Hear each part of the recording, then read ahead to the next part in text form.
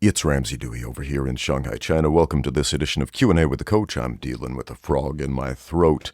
I got a cold or the flu or COVID part 4 or something, I don't know. But bear with me.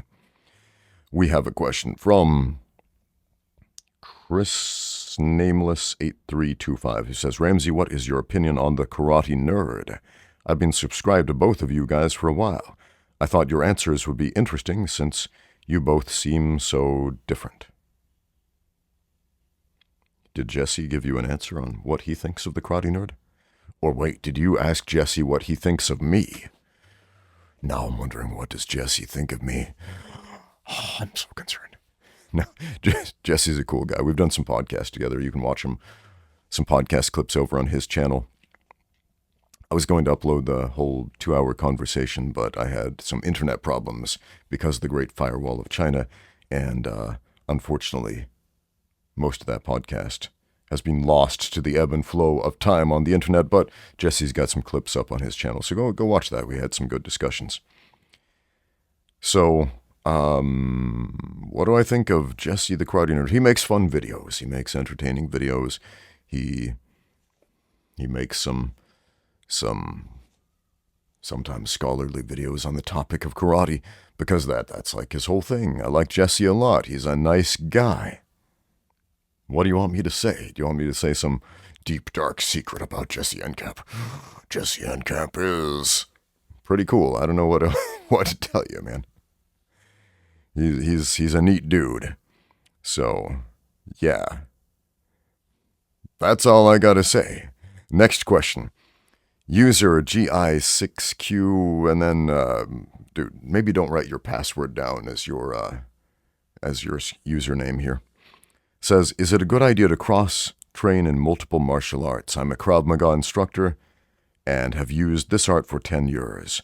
I did boxing, kickboxing, BJJ, Ta Shindo, Aikido, Judo, and karate. I don't understand why people talk bad about martial arts for self-defense protection. I wasn't sure why traditional or modern martial arts are not good for self-defense. I'm not thinking because of my research. If military personnel, FBI, CIA, have studied Krav Maga, Jeet Kune Do, BJJ, and have put it in the system, it should be the most effective if the government uses these arts. Well, if the government does it, then obviously it's the best possible thing, right? I'm not laughing at you. I'm laughing at the idea you presented. That's a different thing. Your ideas are not you. And we can laugh at ideas. That's okay. We'll get back to that. If the government endorses it, then it must be good. Bit in a minute, because I'm going to draw some comparisons. Let's finish the question first. Why isn't Krav Maga, Aikido, Jeet Kune Do, BJJ, karate good for self-defense? My thing, if a government official uses martial arts to train their employees, I think that's enough proof to teach self-defense martial arts that the government uses. So we're doubling down on the government thing.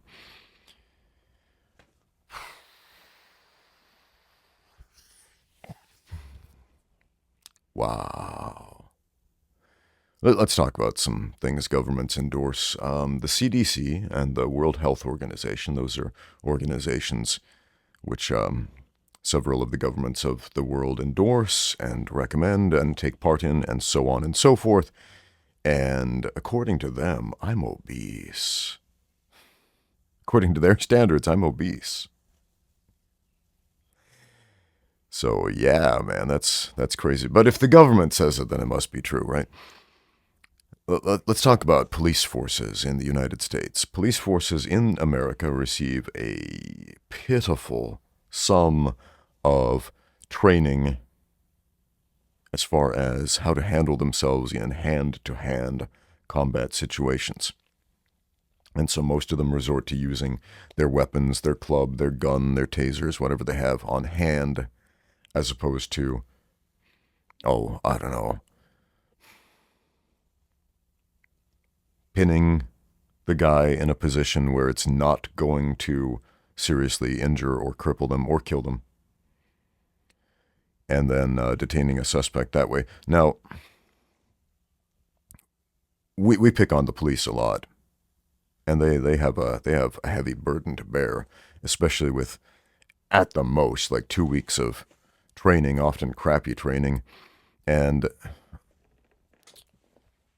militaries as well. A lot of people hold militaries up as like this paragon of hand-to-hand combat, which is silly because they don't do hand-to-hand combat in militaries. Modern wars, even ancient wars, were not fought hand-to-hand. Even the most ancient wars at all, dudes picked up sticks and rocks. Man, that was probably the first war. People picked up sticks and rocks. They didn't flail at each other with their hands. Man, if you want to do some serious damage, if you're in the business of dealing death, you're going to use a weapon.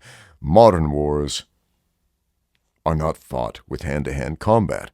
So modern soldiers, generally speaking, are not hand-to-hand combat experts, with the exception of those who have done extracurricular training outside of the military to become such. So,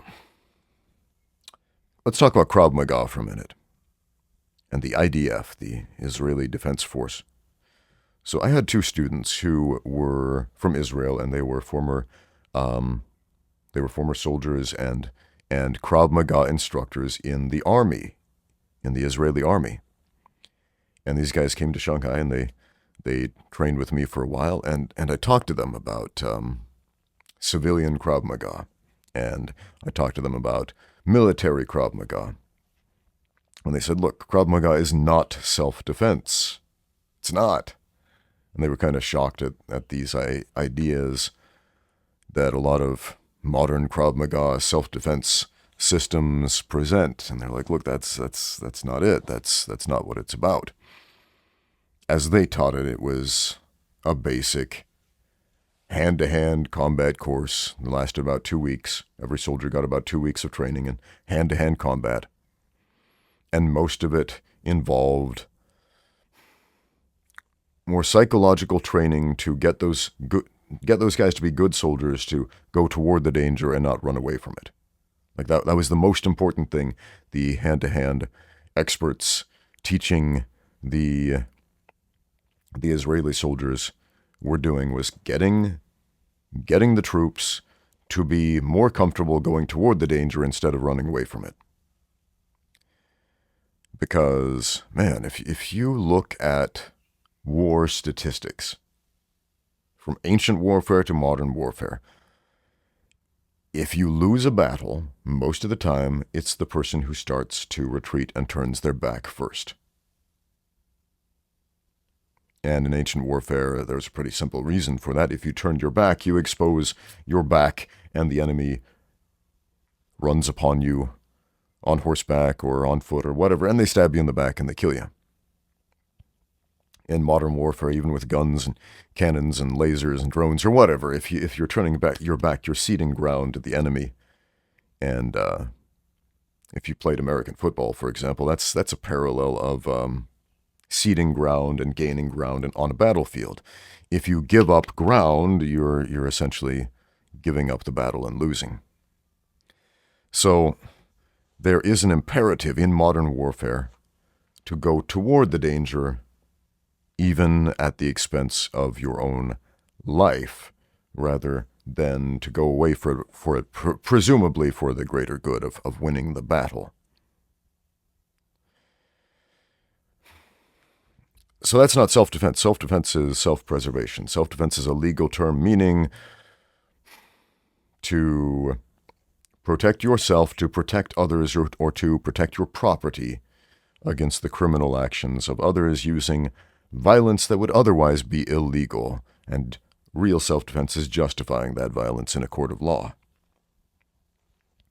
So how much do martial arts systems, do fighting systems, hand-to-hand combat systems have to do with self-defense? I mean, tangentially, really. But overall, I mean, how many times do we have to have this conversation on this channel? I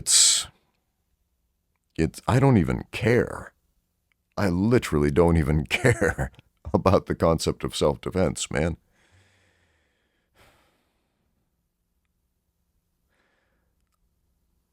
I imagine there are probably self-defense dudes out there who Most of them will never ever be in a violent situation where they need to use any of their Krav Maga moves. But if they ever are, I think most of them are in for a rude awakening.